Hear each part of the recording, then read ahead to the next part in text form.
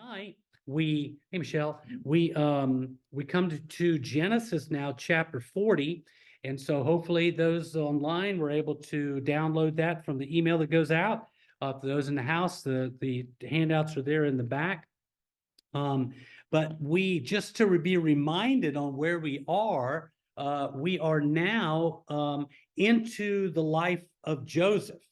And so if you look on your handout, I've got the high level outline on there for you. And in letter D, which starts with the kind of mentioning Joseph, the birth of Joseph actually starts in chapter 30, but the real story of Joseph in its next level starts in chapter 37. And it goes all the way to the end of the book of Genesis. But if you remember a comment that I made when we were in Genesis before, that even though it is kind of Joseph is in here, who is this primarily the story of? Anybody remember? God. Well, yes, ultimately, yes, it is about God. But there's another character who this is primarily the life of. It sounds like Jacob. It's about Jacob. And Jacob, why would I say that? Why would I say, first of all, you'll see there it's along the way, even though right now biblically we see the story of Joseph, but Jacob is back on the scene and he's in the scene the whole time. So why would I make a comment that it's kind of primarily about Jacob? The children of Israel, right? Because the beginnings in the book of Genesis gives us the children of Israel up to this particular point, all the way through there. And so Jacob's name was changed to Israel, and he had these 12 sons. And that's where the 12 tribes come in. So by the time we kind of get to the end of the book of Genesis, we turn back to Jacob/Israel, and we see where the children of Israel eventually, as was prophesied, go to Egypt. And they spend the next 400 years there at that particular point before Moses comes on the scene, and they come back and are released and so forth. So just kind of keep that in your mind, even though we're certainly going to be looking at Jacob and his life, what's laid out here, in addition to some incredible life lessons that we see in the life of Joseph. So with that being said, we see there in letter D on your outline on your handout, this Joseph, this life of providential blessing. And we talked about that word providence and what that means. And then so in chapter 37, we see where Joseph, just as a reminder, he was mistreated and cast aside. Let me just pause there just a moment. Why, of all things, would Joseph be mistreated? His brothers didn't like him. Why didn't they like him? He was daddy's favorite, right? But not only was he daddy's favorite, he kind of at that younger age was kind of taunting them, right? And first of all, going around with his real fancy coat, and then sharing with them his dreams about them, and clearly it was about them. So again, God used that to ultimately to kind of bring us all to where we'll eventually go with all of this. And then in chapter 38, the Bible gives us this little detour, and we spent some time there on Perez, who was an ancestor of David. God saw fit to tell Moses to put this in there, but it helps with the lineage of understanding the Messianic line. Then in chapter 39, all the way through chapter 41-57, letter number 3 there under letter D is the trial and suffering offset by prosperity and blessing. And so where we ended a few weeks ago was going through chapter 39, and we saw the results of righteousness, and then also in verse 19 through 23, surprising prosperity in prison from the hand of the Lord. Let's very quickly go there in chapter 39 and set the stage. Just, I know we know this story, but just to kind of be reminded again about starting in verse 19, it says, so let me set stage. Joseph is he was sold into slavery. He ends up in Egypt. And where does he land? Potiphar's house. Now, who is Potiphar?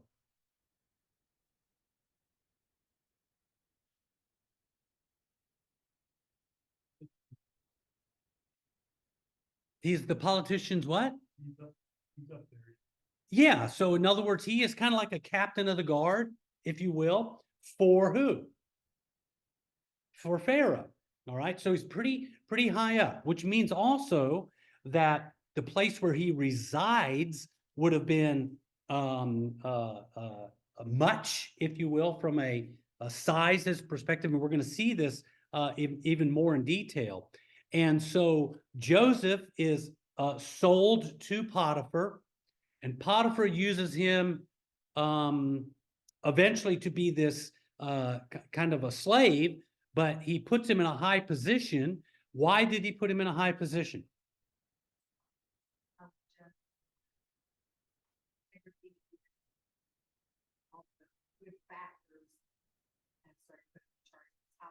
Yeah. So in other words, God had blessed Joseph with certain skills and abilities, and of course, Potiphar, being an Egyptian, wouldn't recognize it as Jehovah God, but he saw something special in this young man and set him over, with the exception of his house, over everything in his house to kind of rule within the house.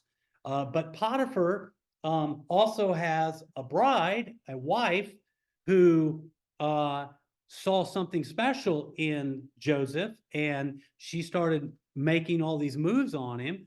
And as we know the story, that when everyone was out of the house at this particular time, she decides that she's finally going to try one more time, and she coaxes him, and literally the implication is she pulls him towards her and wants to lie with him and so forth.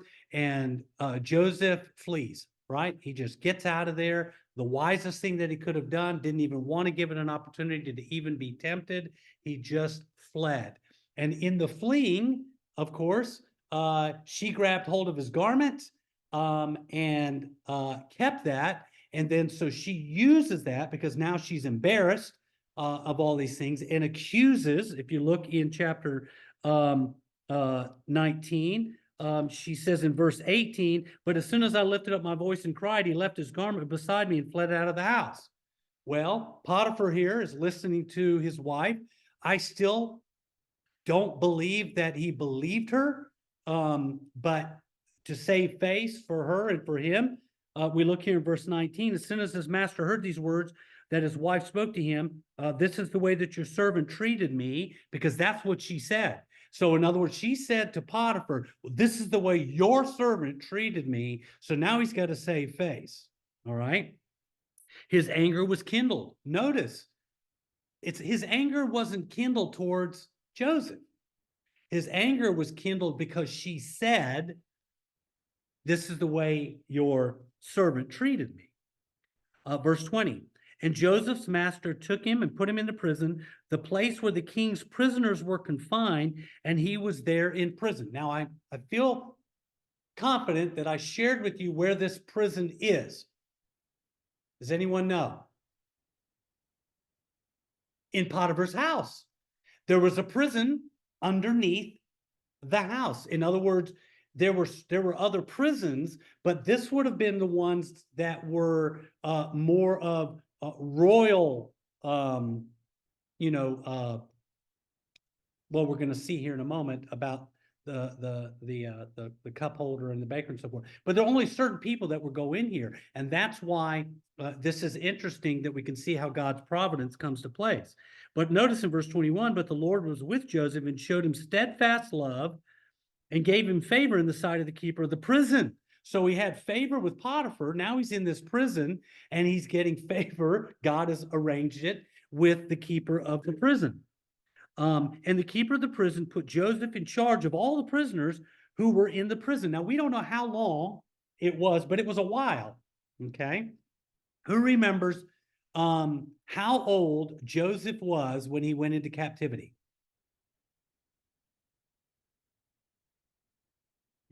He was a teenager, but can anyone be more specific? Because there's a truly fabulous prize involved. Oh, it was 17, exactly. You get this coffee mug that was given to me to give away. All right, so by tonight, just add this to your 500 others. All right, Holly gave it to me, so she says, "Can you just give this away?" All right, so verse 22, and the keeper of the prison put Joseph in charge of all the prisoners who were in prison.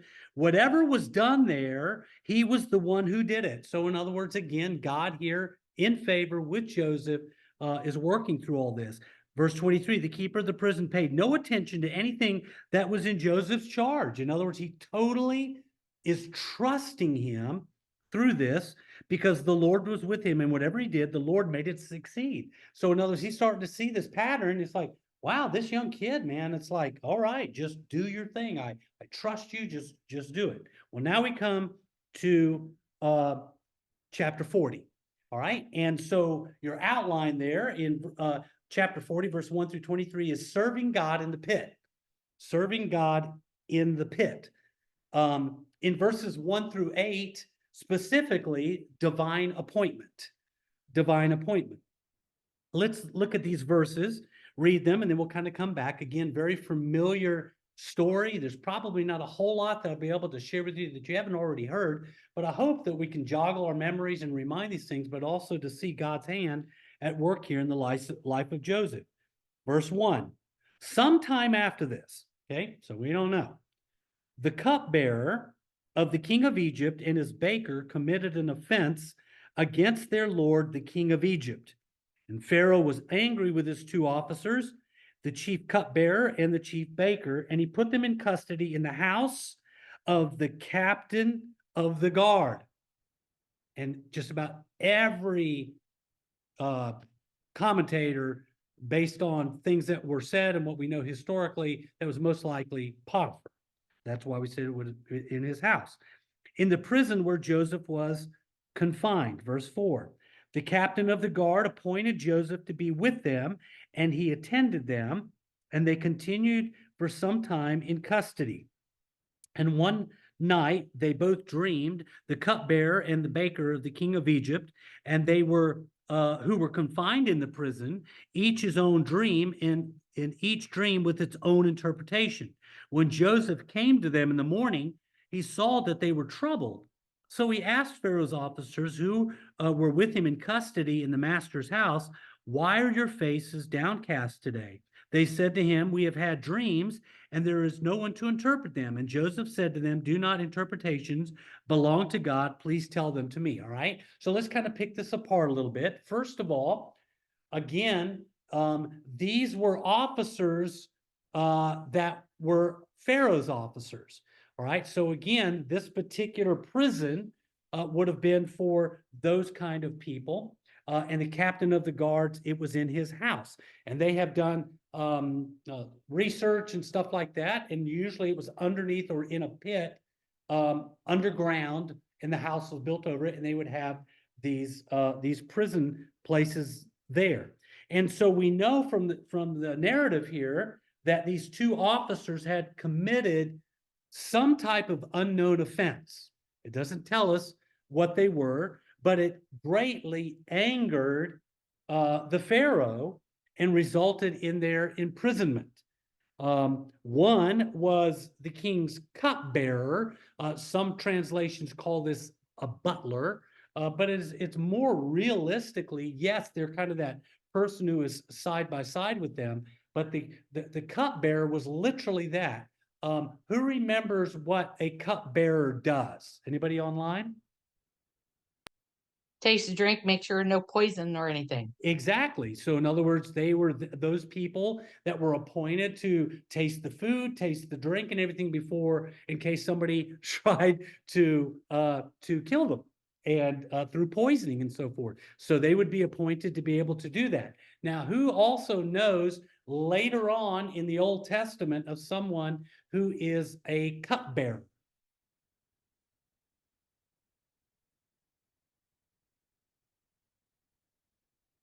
He's the shortest man in the Bible.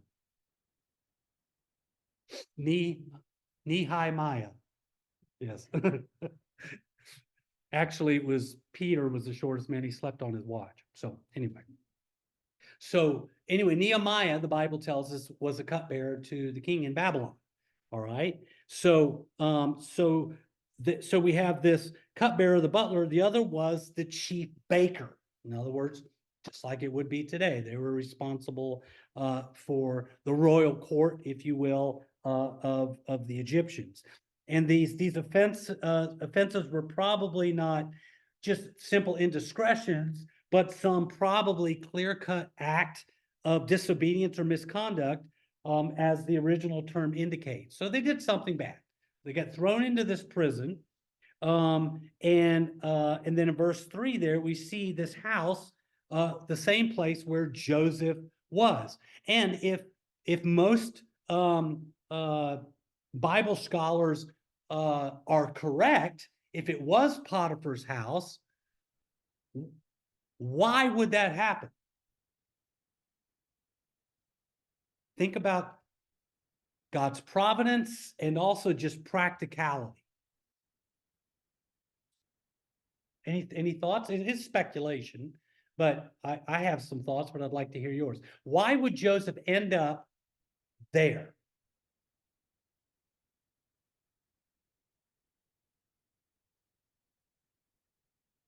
Oh, Because of him interpreting dreams, and later he gets to with the king. okay. So, right, he needs to be close to the king. In other words, some type of connection there. All right. And why else? What were you? Oh, because Potiphar probably wants to keep an eye on it. Yes. In other words, Potiphar says there's something special about this guy. And so he puts him there in his own prison so he can be by there. If you'll notice, the captain of the guard is still involved in all of this. So I just think from a practical standpoint, God's providence is just working all of this to be able to get Joseph where he wants him to be. Now in verse 4, these two officers, now fallen from the favor of Pharaoh, were placed under Joseph's authority, where he too was originally held in bonds, but eventually it looks like he had some freedom there. But just a little thing, we don't know exactly where this took place. It's probably when he was sold into slavery. But let's all turn to Psalm 105 very quickly. Psalm 105, just a little side note here so we can get a little bit of a picture about the suffering that Joseph went through. Psalm 105.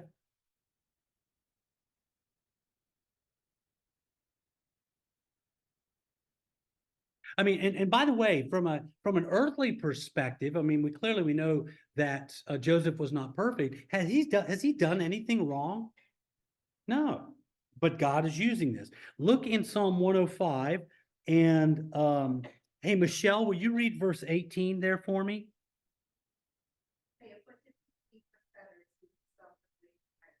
Yeah. So if you look up there in verse 17, well, we can start at verse 16. When he summoned the famine in the land and broke all supply of bread, he had sent a man ahead of them, Joseph, who was sold as a slave, and his feet were hurt with fetters, and his neck was put in a collar of iron.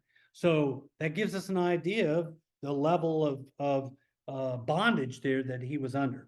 Now in verse 5, after some time had passed, both the butler and the baker had a dream on the same night. Again, God's working there, God's providence there, but each was distinct and had different meanings. I mean, you think about how God, we're going to see, as we know, gives Joseph this incredible ability to be able, supernatural ability to be able to interpret them. but he was also takes it to the next level. Two different dreams, two different interpretations. Now, here's the thing, especially you're dealing with dreams that that we know of in the Bible, and some of them are, and all of them, in some point, God is giving them. But in the Egyptian culture too, dreams meant a lot. They believed that dreams were indicative of future events, and so these two, it bothered them because they believed that there was something it's indicating some type of future event, but they don't know what it means. They don't know what these dreams mean. And so there was no one qualified to be able to interpret them. And then, so if you'll look, jump ahead here to verse 8 again. Joseph says, they said to him, we have had dreams and there's no one to interpret them. And Joseph said to them, do not interpretations belong to God? Please tell them to me. And so there's a level of confidence here. And Joseph reminds them that the interpretations of dreams belong to God. Now, we go into verses 9 through 19, and the next thing on your outline is good news and bad news. Good news and bad news. Let's look at these verses and then we'll pick them apart again. Verse 9, so the chief cupbearer told his dream to Joseph, and he said to him, in my dream, there was a vine before me, and on the vine, there were 3 branches. And as soon as it had budded, its blossoms shot forth, and the clusters ripened into grapes. And Pharaoh's cup was in my hand, and I took the grapes, and I pressed them into Pharaoh's cup, and placed the cup in Pharaoh's hand. Then Joseph said to him, this is the interpretation. The 3 branches are 3 days. In 3 days, Pharaoh will lift up your head and restore you to your office, and you shall place Pharaoh's cup in his hand as formerly when you were with his cupbearer. And then he says in verse 14, only remember me when it is well with you, and please do me the kindness to mention me to Pharaoh so as to get me out of this house. All right, so now let's stop there just a moment. Let's go back here and look at this dream. All right. It says that there was a vine before me. So he has this dream. He sees the vine. Obviously, it's a vine it's a grapevine. And on the vine, there were 3 branches. And as soon as it had budded, it blossoms shot forth, and the clusters ripened into grapes. And Pharaoh's cup was in my hand, and I took them and I pressed them into Pharaoh's cup and placed them, the cup in Pharaoh's hand. All right, now stop there just a moment. Now, if I told you that dream, so this is what I dreamed, who here could have a whole lot of fun on what that meant? There's a million different directions that you could have taken based on what was given there. But what is, you notice there that that Joseph does in verse 14. What does he do?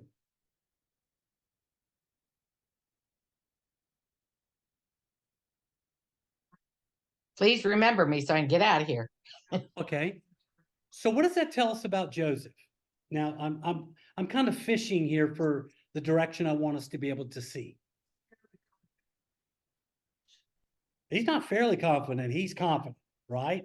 He is confident. It says, when you get there, because this is what's going to happen. And so, Joseph hears this dream, he interprets it. He's a dreamer himself. Think about those dreams that God had given them. You can imagine those things playing through his mind when he was younger, all the way up to where he is now, to how God's going to be working through all of this. I mean, remember, he said to his brothers, you're going to bow down to me.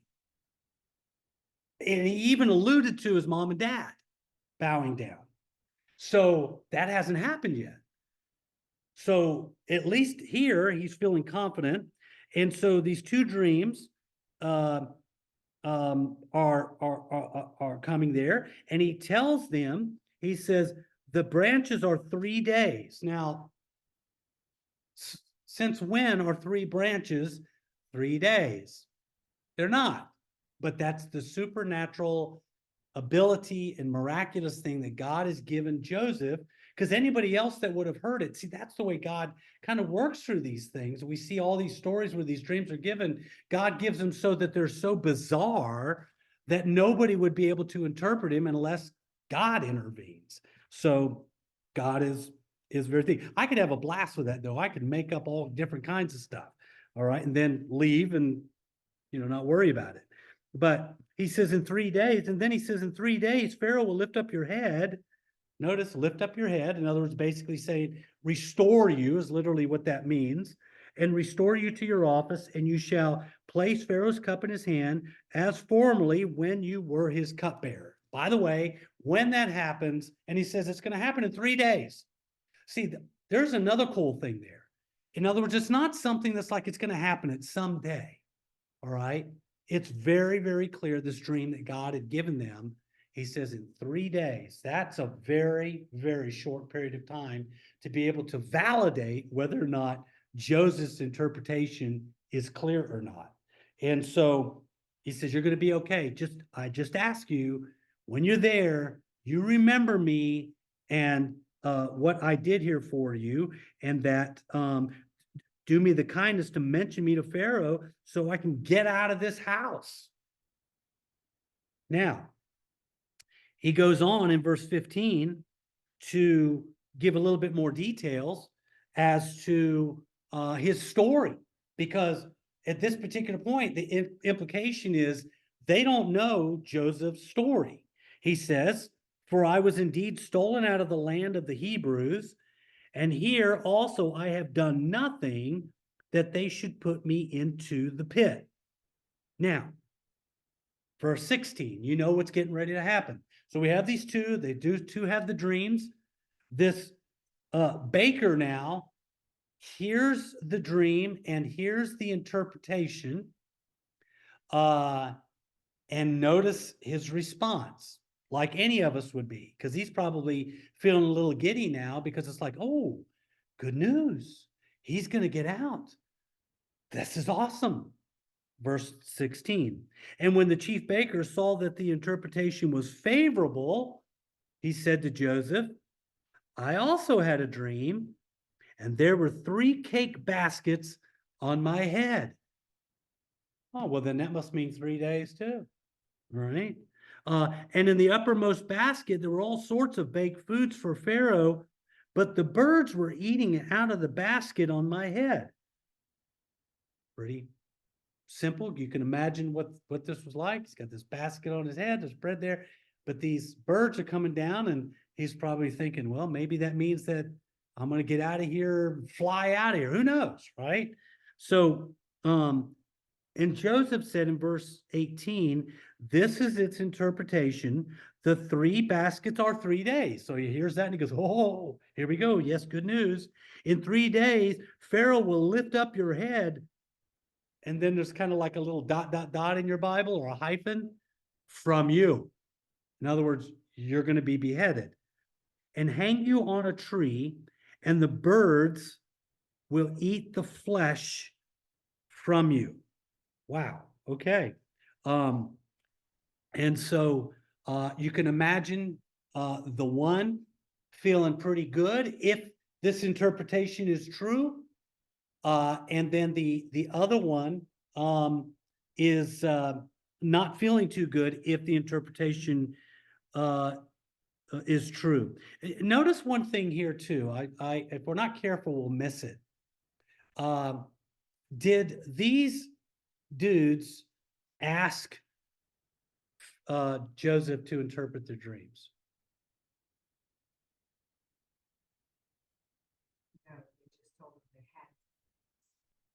Well, yes, and who instigated it? Joseph instigated. Look back up here. It says in verse 7, so he asked Pharaoh's officers who were with him in custody in the master's house, why are your faces downcast today? In other words, remember, Joseph's in charge. He's wanting to know, hey, listen, you're looking kind of sad here. What's going on? And they said to him, we've had dreams and there's no one to interpret them. He could have gone, all right, sorry, I can't help you, and just walked away. But he trusted God, and God, of course, is orchestrating all of this. He instigates it and says, don't dreams belong to God? Tell me the dream. I'll interpret it as for you. So again, it's again, they didn't even ask him. Joseph here is instigating this, but God ultimately, of course, is orchestrating all of this. And so now when we get to verse 20 through 23, your fill in the blank there is prophecies fulfilled, but promises forgotten. Let's look here in verse 20 through 23. It says, on the third day, which was Pharaoh's birthday. So again, God had orchestrated the timing on this. He made a feast for all his servants and lifted up the head of the chief cupbearer and the head of the chief baker among his servants. He restored the chief cupbearer to his position, and he placed the cup in Pharaoh's hand. But, verse 22, he hanged the chief baker as Joseph had interpreted to them. Yet the chief cupbearer did not remember Joseph, but had forgotten him. Now, all right, I could understand, and again, think about how God is orchestrating all of this. If it were weeks or months later, how this cupbearer could kind of forget the promise that was made. But how many days are we talking? Talking 3 days. Notice here what God's getting ready to do. Because if he had gone to Pharaoh, and if he had said, hey, by the way, there's this Hebrew guy that's there, and he interpreted our dreams, and by the way, he told us his story. He wasn't treated right, and so he wants us to kind of mention him, and so hopefully he can get out of the house. If that's what would have happened, what are the chances that Pharaoh would have even acted on that? Yeah, probably pretty slim. It's like, whatever, you're out. I don't want to hear anything else about it. But God here is getting ready very intentionally to continue to work through this process. Now, again, I think we all know this, and this is just kind of life application that hopefully should help all of us when we think about stuff. We're reading this from the pages of scripture from a 30,000-foot view. All right. Joseph's going through all of this, and you can imagine what is running through his mind. But God is working Joseph. God is chipping away at him, just like he does in our lives. When he allows us, God either causes or allows every single thing that happens in our lives. In fact, in everything. And so he's working on Joseph. He intentionally, God in his sovereignty, makes sure that this cupbearer forgets, at least for the time being. So now we come to chapter 41, and your high level there in letter D is from pit to pinnacle, from pit to pinnacle. In verses 1 through 13, we see Pharaoh's revelation and Joseph's release. Let's again look here in verse 1. It says, after a few weeks passed, what's it say? 2 years. Again, that's why I say, can you imagine what's running through Joseph's head here? He's like, God, I don't get it. You're giving me these dreams, you give me these interpretations that's happening, and so forth. And I could feel pretty confident that he heard that the one was restored, that the other one was hanged. And he's like, God, you gave it to me. What's going on? So after 2, and the Bible's again very clear, whole years. In other words, it's a fully 2 years. Pharaoh dreamed that he was standing by the Nile. So, it's, again, Joseph is still confined into this prison, again, most likely Potiphar's, forgotten by the cupbearer, of the Pharaoh, despite, Joseph's favorable interpretation. And then we look here now in verses 2 through 7. It says, and behold, there came up out of the Nile, 7 cows, attractive and plump, and they fed in the reed grass. And behold, 7 other cows, ugly and thin, came up out of the Nile after them, stood by the other cows on the bank of the Nile. And the ugly, thin cows ate up the 7 attractive, plump cows, and Pharaoh awoke. And he fell asleep, and he dreamed a second time. And behold, 7 ears of grain, plump and good, were growing on one stalk. And behold, after them sprouted 7 ears, thin and blighted by the east wind, and the thin ears swallowed up the 7 plump, full ears. And Pharaoh awoke, and behold, it was a dream. Now again, the Egyptians, I mean, first of all, how many here has vivid dreams fairly often? Okay, that's Marilyn. Anybody else online? First of all, I mean, we know that people dream all the time when you're in your sleep, especially when you go into REM, rapid eye movement. But I very, very rarely remember my dreams. Every once in a while, I'll remember them. And I know people, Miss Marilyn's just sitting here talking about, that has vivid dreams, has them often. And I know other people like that. How many here has ever had you don't need to give details, but some really bizarre dreams? All right, we all have. We just kind of wake up and think, well, that was weird. We might share it with somebody or whatever the case may be. Well, this is a weird dream. Fat cows, skinny cows, eating the skinny cows, eating the fat cows, all of these different type of things. It's just weird. But again, the Egyptians put a lot of stock in this, saying, I'm learning something here. I believe this dream is telling me this future here, and he's going to be troubled, as we know. And so it's interesting too, these pairs, there seem to be always these pairs of dreams that we're seeing in the Word of God. And so in verse 8, we see that, so in the morning his spirit was troubled. So Pharaoh here is not feeling very good about this dream. And he sent and he called for all the magicians of Egypt and all its wise men. And Pharaoh told them his dreams, but there was none who could interpret them to Pharaoh. Again, go God. God making sure that it's bizarre and weird enough that they just cannot interpret them. And so in verse 9, it says, then the chief cupbearer said to Pharaoh, I remember my offenses today. Oh, really? It's about time 2 years later, Mr. Cupbearer. And so obviously the king was frustrated. Nobody could help him with it. It's interesting too that if you remember another story about another king much later than this, that had some dreams and was incredibly angry. And when the magicians and so forth and the soothsayers and all these people couldn't tell him the dreams, what did he do?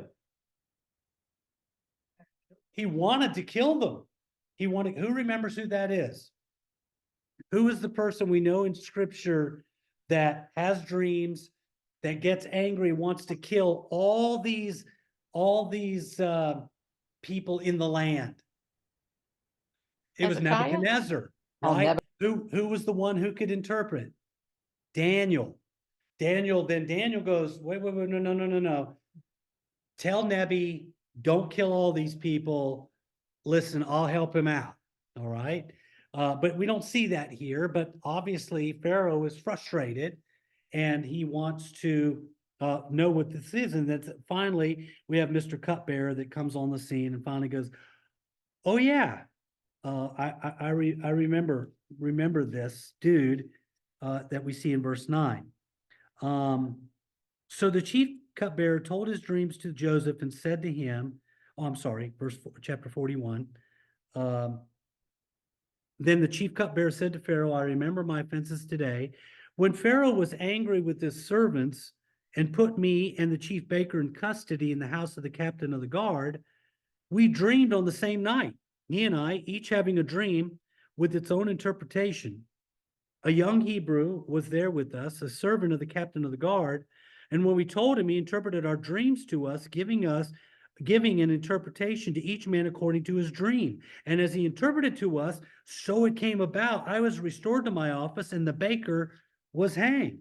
So he's like, oh yeah. So again, clearly this is God for the right timing, for the right thing to be able to do what he wants to accomplish. And so it's interesting too, if you're not careful, you'll miss it. The cupbearer and the baker, the indication of what we just read were how long in that prison? Very short period. Look at here. He says, blah, blah, blah, blah. He says, when you put us in there, we dreamed, look in verse 11, the same night. So in other words, they were only in there 3 or 4 days.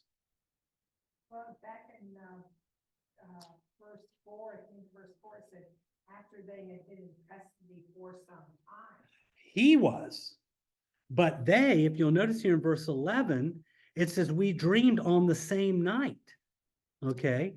So he says, when you threw us in. So, you know, it's just an interesting side note that they weren't in there very long. And here's Pharaoh. I mean, here's Joseph that's like wondering, why in the world am I in there all this time? All right. So notice here how God works in verse.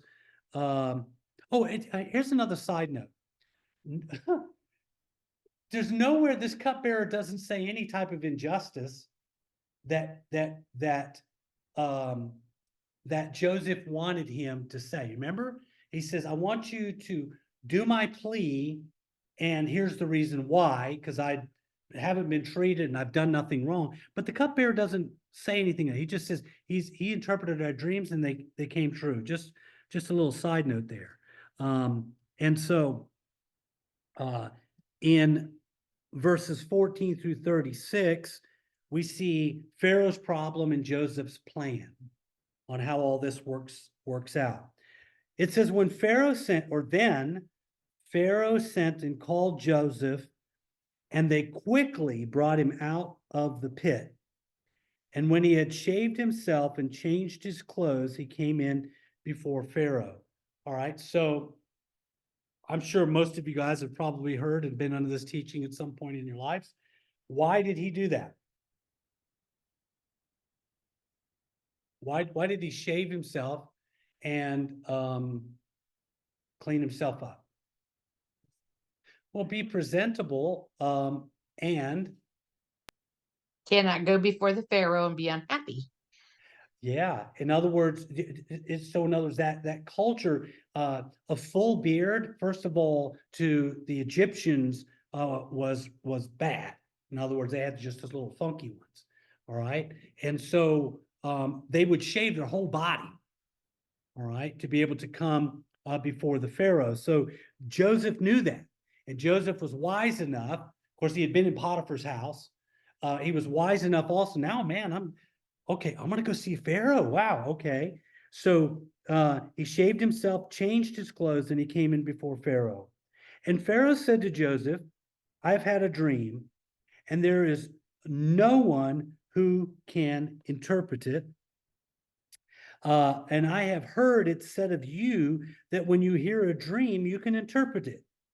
And Joseph answered Pharaoh, this is again shows his humility now. He says, it is not in me. God will give Pharaoh a favorable answer. Okay. So in other words, he already knows that there's going to be a favorable answer to this thing. It's not going to be unfavorable, but it's kind of going to be unfavorable. But you guys know the story here. Then Pharaoh said to Joseph, behold, in my dream, I was standing on the banks of the Nile. 7 cows, plump and attractive, came up out of the Nile and fed on the reed grass. And 7 other cows came up after them, poor and very ugly and thin, such as I had never seen in all the land of Egypt. And the thin, ugly cows ate up the first 7 plump cows. Shoemakers, you have cows. Have you ever seen that happen? No. All right. Just asking. I know it. All right. And then, but when they had eaten them, no one would have known that they had eaten them, for they were still as ugly as at the beginning. And then I awoke. I also saw in my dream 7 ears growing on one stalk, full and good, and 7 ears withered thin and blighted by the east wind sprouted after them. And the thin ears swallowed up the 7 good ears.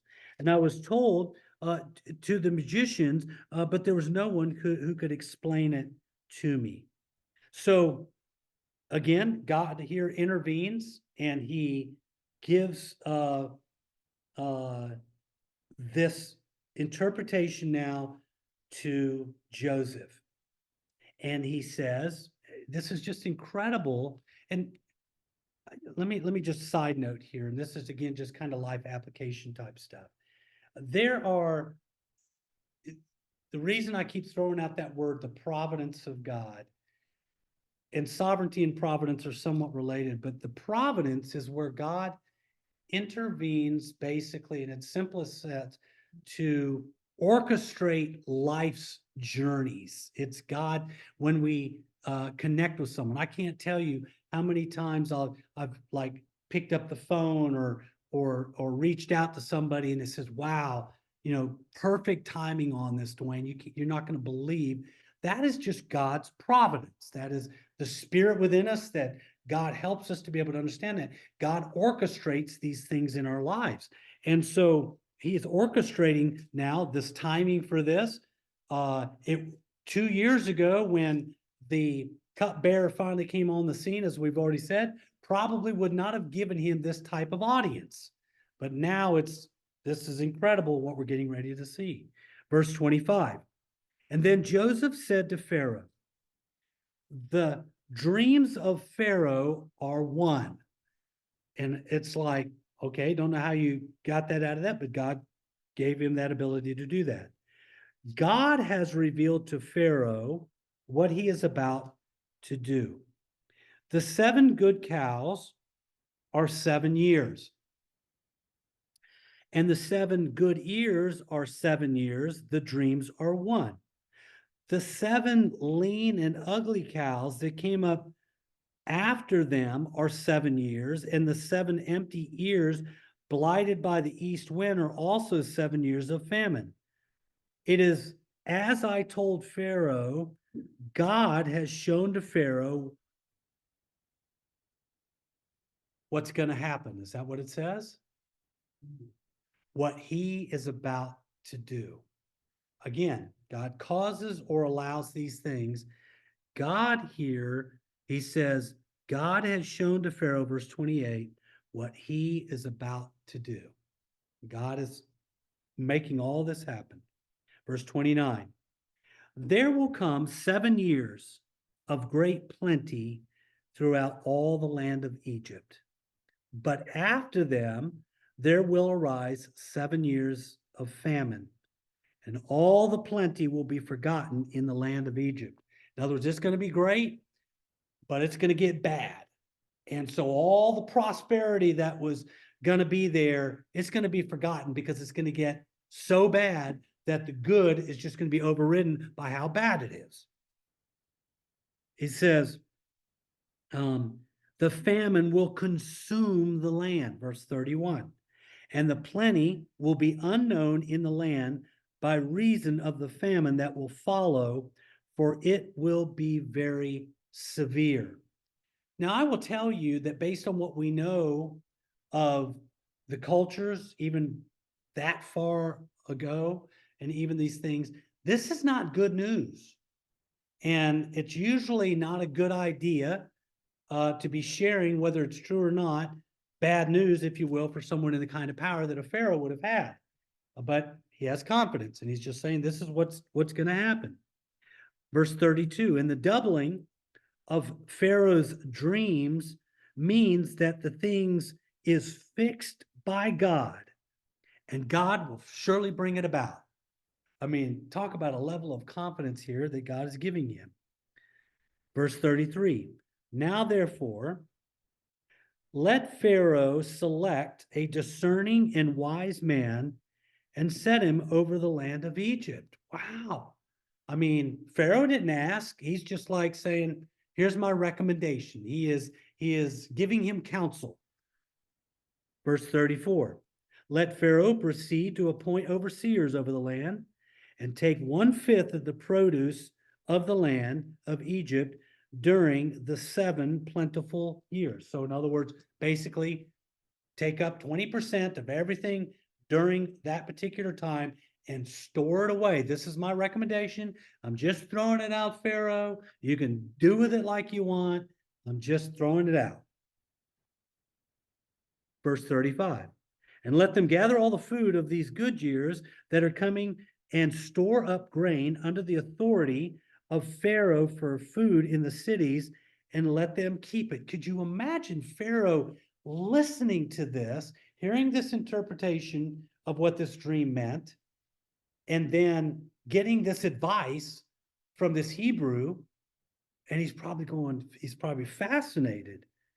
That food shall be reserved for the land against the 7 years of famine that are to occur in the land of Egypt, so that the land may not perish through the famine. That is absolutely incredible, which, by the way, as we are getting ready to see now from chapter 41, verse 37 through 45, is going to be a promotion by Pharaoh. Pharaoh's getting ready to promote him. Verse 37. This proposal pleased Pharaoh and all his servants. So there's all these people listening to this interpretation. Again, keep in mind, Pharaoh was troubled. He was angry. Nobody could interpret it for him. They hear about this thing and they went and they got him really fast because Pharaoh's not happy. They yank him in there. He cleans up. He goes in there before Pharaoh, just basically goes right at it after he hears the thing and says, here's the interpretation of it. And this proposal pleased Pharaoh and all his servants. Everybody that was there is like, wow, this is incredible. Okay, in a way, we kind of have nothing to lose. It makes sense. And Pharaoh said to his servants, can we find a man like this in whom is the Spirit of God? Then Pharaoh said to Joseph, since God has shown you all this, there is none so discerning and wise as you are. It's interesting here now that Pharaoh is referencing Yahweh to this. He says, you shall be over all my house, and all my people shall order themselves as you command. Only as regards the throne will I be greater than you.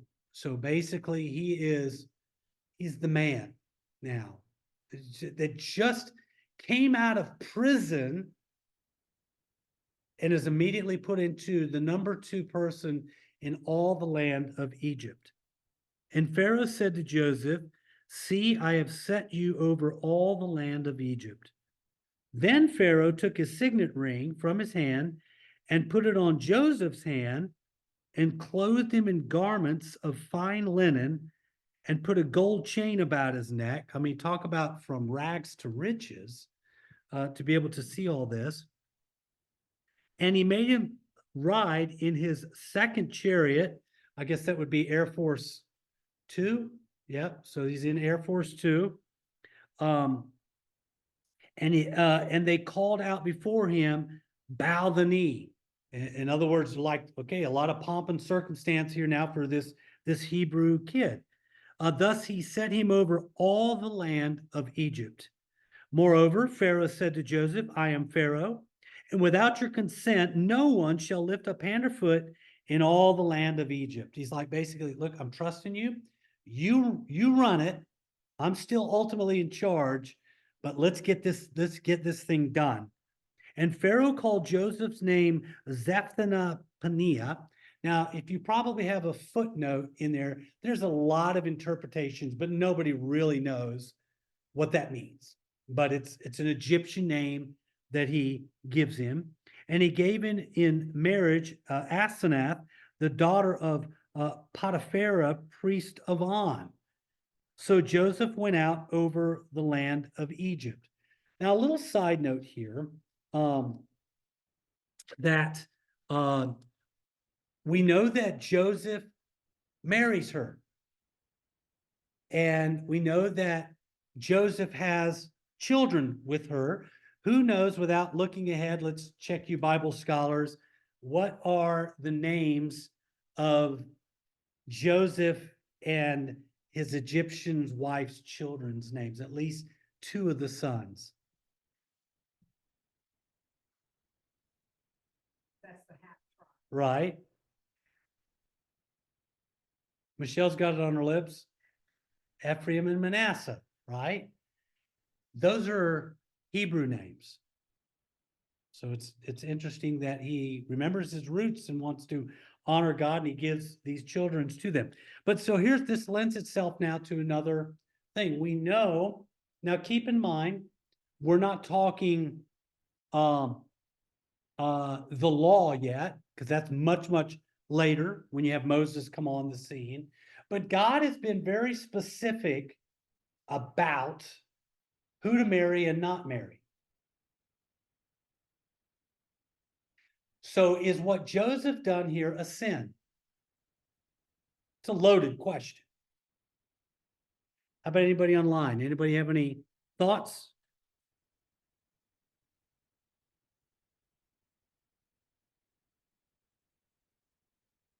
Did he really have a choice when it was the Pharaoh telling him he would have to marry her, or what? Okay, so I'm going to play the advocate here. Do we always have a choice? Yes. Okay. Well, here's the thing. God says don't marry Canaanite women. The Egyptians were not Canaanite. So he had a little bit of an okay here. It was those in the land of Canaan that were of the issue here. I've got a note here, and I don't even know why I have a note. Joseph, let's turn to Deuteronomy chapter 21. Now, again, this is much later, but I'm curious why I wrote down Deuteronomy chapter 21. Genesis, Exodus, Leviticus, Numbers, Deuteronomy chapter 21. And someone online, just to keep you guys awake, read verses 10 through 13 for us. Anybody online? Deuteronomy chapter 21, verse 10 through 13. I have no idea what it says. I wrote a note to myself. Oh, yes. Okay, I remember. Right. Somebody read that. Somebody that has a voice. Somebody that's breathing. Somebody that's alive. I guess nobody else is going to read. All right, go ahead, sis. When you go out to war against your enemies, and the Lord your God gives them into your hand, and you take them captive, and you see among the captives of a beautiful woman, and you desire to take her to be your wife, and you bring her home to your house, she shall shave her head and pare her nails, and she shall take off the clothes in which she was captured, and shall remain in your house, and lament her father and her mother a full month. After that, you may go into her and be her husband, and she be your wife. Yeah, so God allows in certain circumstances, it's okay. It was primarily the Canaanites because those in the land of Canaan were incredibly wicked. And that's why don't intermarry with them, don't mix with them, all those various different type things. So just a little side note there. If you look continuing on there, if you turn back to Deuteronomy chapter 20, that's where it basically says, you can jot this down, we don't need to read it. Verse 17 and 18 in Deuteronomy, it says it was the Canaanite women that were forbidden to marry. And so now we come back to chapter 41, and in verses 46 through 57, we see a program implemented. So now it's all going to be doing. He's like, and we don't know. I don't think there's anywhere in scripture that tells us, but I feel confident that probably Pharaoh had children himself. He probably had multiple wives and so forth. He makes Joseph numero dos, right? So you can imagine how the others felt, but they probably had so much favor now with this young man going, hey, listen, what he's saying, they're going to find out, obviously eventually comes true, which we see here starting verse 46. He was 30 years old when he entered the service of Pharaoh, king of Egypt. He started in captivity when he was 17. So 13 years he was in captivity in some form. He's 30 years old now. He's numero dos and all. It's not like he kind of like took little itty bitty stair steps in his thing. He went from, okay, you're kind of in charge of the house. Yeah, we'll make you charge of the prison. You're number 2 in all the land of Egypt. I mean, just boom. Joseph was 30 years old, and Joseph went out from the presence of Pharaoh and went through all the land of Egypt. And during the 7 plentiful years, the earth produced abundantly, just as God had given this dream to Pharaoh and what would happen and how it was interpreted. And he gathered up all the food of those 7 years, which occurred in the land of Egypt, and put the food in the cities. And he put in every city the food from the fields around it. So, I mean, again, just an incredible strategic thing and wisdom here that God has given this 30-year-old man to be able to do this. Now, keep in mind, he was 17 when he went into captivity and was thrown into the pit by his brothers. He does not have a lot of life's experiences other than just learning the hard way along the way, but God is giving him favor. And so he's using this like, okay, we're not going to like bring it all into one big, huge storehouse. No, each of these areas within Pharaoh's kingdom, that would be the food for that particular area. All right. Verse 49, and Joseph stored up grain in great abundance, like the sand of the sea, until he ceased to measure it, for it could not be measured. All right. I mean, like overflowing, and they're probably going, why do we need to do all this? Well, verse 50, before the year of famine came, 2 sons were born to Joseph. Asthena, the daughter of Potiphar, priest of On, bore them to him. Joseph called the name of the firstborn Manasseh, for he said, God has made me forget all my hardship and all my father's house. And the name of the second he called Ephraim, for God has made me fruitful in the land of my affliction. So Joseph knows where this is coming from. Joseph is very careful to make sure that he honors God continually here. Verse 53. The 7 years of plenty that occurred in the land of Egypt came to an end. And the 7 years of famine began to come, as Joseph had said, and there was famine in all lands, but in all the land of Egypt there was bread. Why? Because it was all stored up. And it was more than they needed, because you know why the story is, because people from all around are going to be coming to Egypt to buy the food. I mean, you know, the texts were flying. Egypt's got food. Egypt's got food. We're hungry. Let's go to Egypt. Verse 55, when all the land of Egypt was famished, the people cried to Pharaoh for bread, and Pharaoh said to all the Egyptians, don't come to me, dude. Go to Joseph. What he says to you, do it. So when the famine had spread over all the land, Joseph opened up all the storehouses, and notice, what did he do? They didn't give it to them. They sold it to them, to the Egyptians, for the famine was severe in the land of Egypt. Moreover, all the earth came to Egypt, to Joseph, to buy grain, because the famine was severe over all the earth. Isn't that incredible to see how God just put all this stuff together? Now, silly question, rhetorical question. Why did God wait 13 years to do this? Could he have not? Boom, got to get Joseph to Egypt. I'm going to make sure Joseph gets to Egypt because I've got to fulfill this prophecy that I gave to Abraham, that your people, your descendants are going to be 400 years in a place that after the 400 years they'll be let go.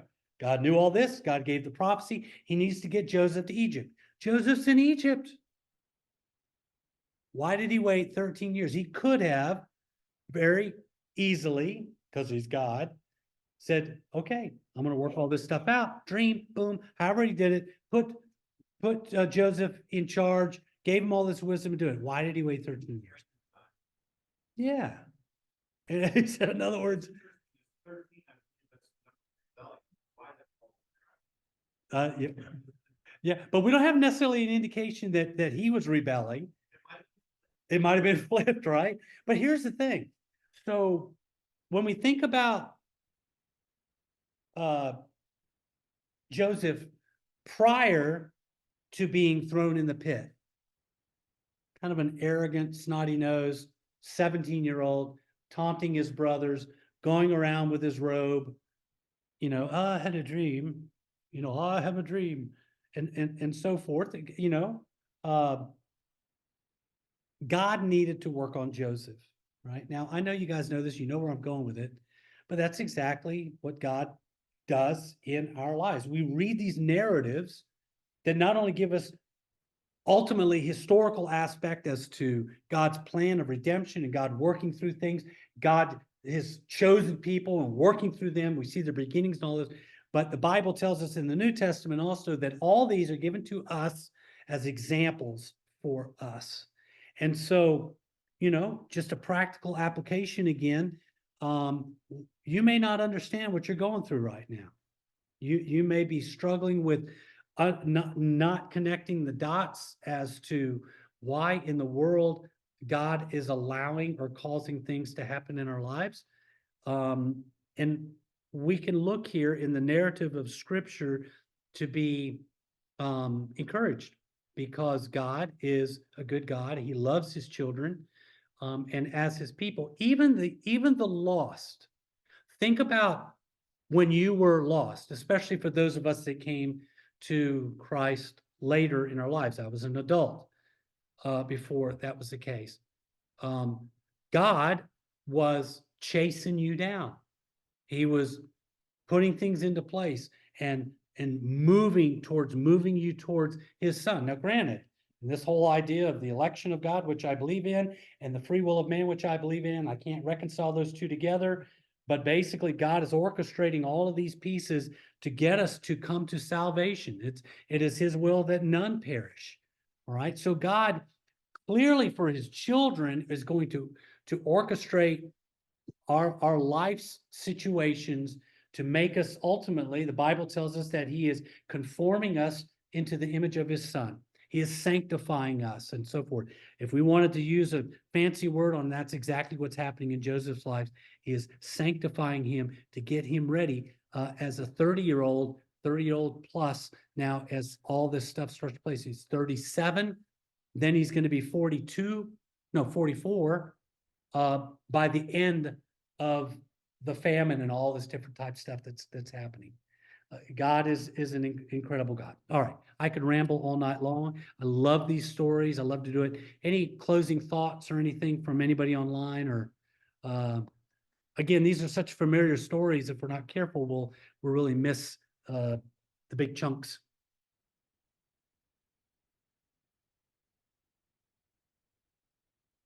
All right. Well, let's close in prayer. thank you all. Yes. It was only Joseph that God would have been training, and Pharaoh may not have been able to.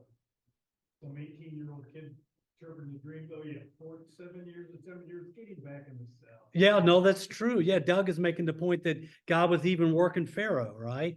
And we know that this particular Pharaoh had favor on the Hebrews. They didn't like the Hebrews, but God gave favor in all of this through all of that.